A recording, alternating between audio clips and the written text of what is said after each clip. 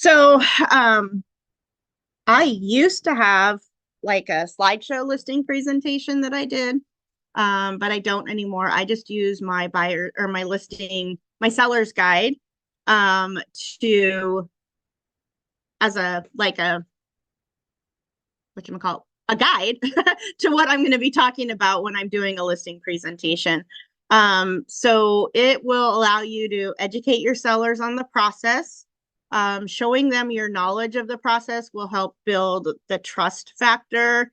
You set expectations for what they are going to encounter leading up to, during, and after you're under contract.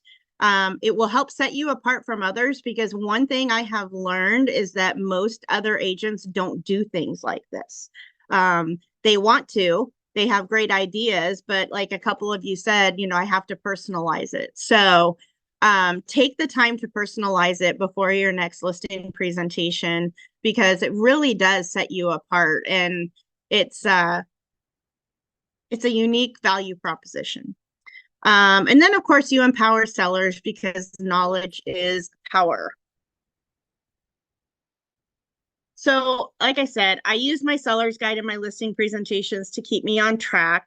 I might go back and do an actual slideshow listing presentation, but I find that going through the seller's guide actually keeps them engaged a little bit more than them sitting there looking at a slideshow that you're preparing. So the most important thing about a seller's guide is that you are informing the sellers. You are teaching them and giving them comprehensive information. You should have a complete the selling process completely outlined. They will understand market conditions and strategies. And as I said, education is power. Knowledge is power. So it gives them, they feel empowered by you sharing all of this with them, and they understand. And then down the line, it's less questions or a simple response. Hey, check out page whatever of the seller's guide that I gave you. It'll go into more detail. So building the trust factor, again, by sharing your knowledge, offering a guide, it demonstrates your expertise and your commitment. You can demonstrate how you do business and what they can expect from you throughout the process. So building that trust factor is super important. And the cool thing about a seller's guide is you leave it there. I know some coaches will tell you don't leave it there, because the next agent can say, oh, can I take that if you're not going to use it? But leave it there, because they will go back and they will read it. They will look through it, and continues to build that trust factor, and they see it sitting on the kitchen counter or on the table, and they're going to be reminded of your presentation. So it's kind of like doing the whole magazine thing, where you hope people set it on the coffee table so that other people see it. Kind of same idea. Setting expectations is super important. I think we've all had those questions from clients. Well, I saw that my friend who's selling their property was doing this. Why aren't we doing this? Or why aren't you doing an open house? Well, your property is way out in the country. Nobody's going to come to the open house. So let's do a virtual open house instead. So setting expectations so they know what's next. They know what they need to do to prepare their home to sell, and they know what they can expect during the process that it is active, and during the process the closing process once you're under contract. So all of those things are super important. Setting yourself apart from others. So you want to tell them in a page why they should work with you. What makes you different? What do you do different from other real estate agents? So, everybody knows at least a handful of real estate agents, maybe only 2 or 3, but still everybody knows real estate agents. And all of those friends that are all of the real estate agents that are their friends are going to want to compete for the listing. So by setting yourself apart and showing your what valuable resources you have. It sets you apart from your competitors. And like we said before, most real estate agents don't use a seller's guide or a listing presentation. Empowering your client. Again, knowledge is power. So by going through some of these things with your client during your listing presentation, when it comes time to present your CMA and talk about pricing, they have information to understand, you know, why Susie's house down the street sold for $30,000 less than what they're wanting to ask, and Susie's house is identical. So you have to help manage those expectations and explain to them why you can't list at $30,000 over what Susie's house sold for last month. So giving them the knowledge that they need to actively participate in the selling process is super important. So what to include in your seller's guide? Mine has become incredibly long, so I think I'm actually going to delete some pages. But of course, we just talked about, tell them about you, what sets you apart, personal and professional. So I have, I think, 2 paragraphs on personal. It talks about me being a veteran's wife. It talks about what I like to do for fun and our house that we're working on that was built in 1900. It tells them so that they can get to trust me. Like I said, we have 6 chickens, or 5 chickens, a jerk of a rooster, 3 dogs, and a dog who thinks he's a cat. A cat who thinks he's a dog. And so those things help them feel like they know you. And remember, the know, like, and trust factor is the most important thing. And then the process, you want to make sure that you outline the process really well. This may be the first home that they've sold, or maybe it's been 10 or 15 years since they sold a house. And we all know things have changed in the last 10 or 15 years. Even the last 5 years with the NAR settlement, things are changing. So making sure that they understand the process, and then also what you do during that process that sets you apart. Preparing. I know I see it a lot, but I think sellers think they can just put their house on the market the way that they live in it every single day. And we all know that you cannot do that. So there is a lot to do when preparing your home to sell, and educating them and helping them and guiding them through the process and giving them a heads up on things is super important.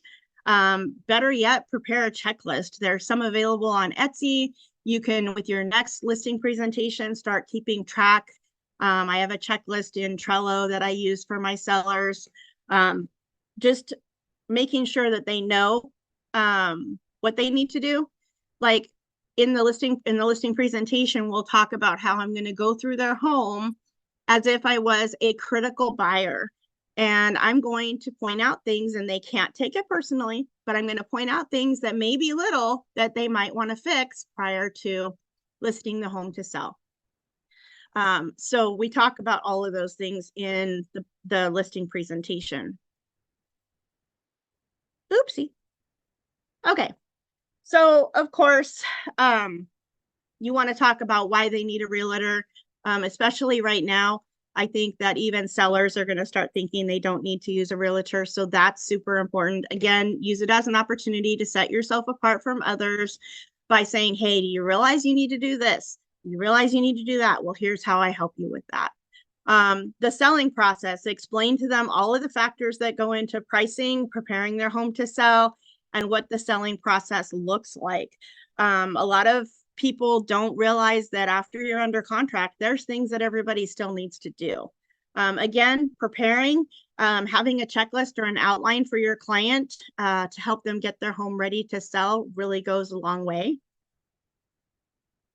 And then marketing. Marketing is a key point. So I do a personalized marketing plan for each home because every home is different. A home that's listed for sale in Cincinnati is going to be a lot different marketing than a home that's listed where I live in New Vienna, because I live in the country. So I'm not going to be able to do that stellar open house that I like to do for the home in the country, because honestly, nobody's going to come. But that home that's in the heart of Cincinnati, in a great neighborhood, in a great school district, an open house is going to go over really well. So you want to outline all of the different things that you're going to do to sell their home. So this in my, my seller's guide, outlines everything that we can do. And then I have a one-page marketing plan that I have prepared just for their property. Of course, we talk about the importance of online marketing, professional photography, first impressions, whatever else you do for marketing, you want to outline that and what your strategy is going to be. So open houses, photography, staging, landing page or property website, print media, social media, syndicated websites, networking, email, signage, social media ads, and so on. I explain everything so that they have a full understanding of what that's going to look like. And being with EXP, one of my value propositions is that we have our own internal MLS that we can put off-market listings in or the coming soon listings in. And we have our own version of Facebook called Workplace, where I have access to 90,000 agents, and I will share that property on Workplace so that potentially all 90,000 of those agents will see it. So that's a cool value proposition that I have to offer to my clients. So this little screenshot here just talks about home staging. I'm a certified home stager, so it's something I can offer to my clients. As part of my listing packages, I also offer to help out financially with that, depending upon which listing package they pick. And then these are examples of virtually staged homes, because I don't know, I think that virtual staging in some situations can be just as good as actual staging. Oh, that screenshot's a little nasty looking. But talking about what's going to happen once their listing is active, giving them a heads up that, hey, you need to not be in the home for all the showings. Your house has to be clean all the time. Take the pets with you or make arrangements for your pets. What are you going to do during the workday for your pets if someone wants to come see your house in the middle of the week? One thing that drives me absolutely nuts is when I walk into a vacant house that is freezing cold. Do you think my clients want to hang out in a house when it's 30 degrees outside and it's only 50 degrees in the house? Do you think they want to hang out and take time to look at that house? No. Same thing with a house during the summer that's too hot. It's humid here in Ohio during the summer. So walking into a house that doesn't have any fresh air flowing, even if you don't have AC, circulate the air, put some fans in there, something like that. And then also lighting. I mean, don't leave your curtains closed. We want lighting. We want the home to look fresh and inviting. So these are things that I share with my clients, and help them, again, helping them prepare and know what to expect for showings when their listing is active. So offers. I don't know about everywhere else, but in Ohio, we are in multiple offer situations on most properties. You need to explain to your client that the highest offer isn't always the best offer and what goes into each offer. And I present a net sheet to my clients that compares all 3, 4, 5 offers side by side, so that they can see their bottom line, see what expectations are, things like that. They also need to know what the next steps are after we're under contract, of course. So we get into inspections and appraisals. I explained to them that, the whole house inspection, just like I explained to my buyers, your inspector is not Superman. They can't see through the walls. I also explained to them, hey, don't try and cover up a defect, because either at the inspection or at the final walkthrough, it's going to be seen. So if there's a hole in your wall, don't hang a picture over it to hide it, fix it. And there are other types of inspections that can be requested too, like lesson learned with our house. It was built in 1900. I should have had a structural inspection done. We did have a termite inspection and a septic inspection, septic inspection done. And in some areas, like in Washington State, in a lot of the counties, a septic inspection is required, and the seller is actually required to pay for it. So explaining all of that to your clients and having things done in advance also is important. And closing. So what they can expect and what the process is. Each state is different. Some are title states, others are attorney states. Some do the final walkthrough. They can't do the final walkthrough until literally the day of closing. Other people want you to do, like in Ohio and in Washington, the final walkthrough is 1 to 3 days prior to closing. So you need to explain that to your sellers, because guess what? They're going to need to be moved out, or at least have everything in the middle of a room, mostly moved out, before your final walkthrough. I have done final walkthroughs on the day of closing, and thankfully the couple of times I've had to do it, there have been no required repairs, no damage, things weren't left behind.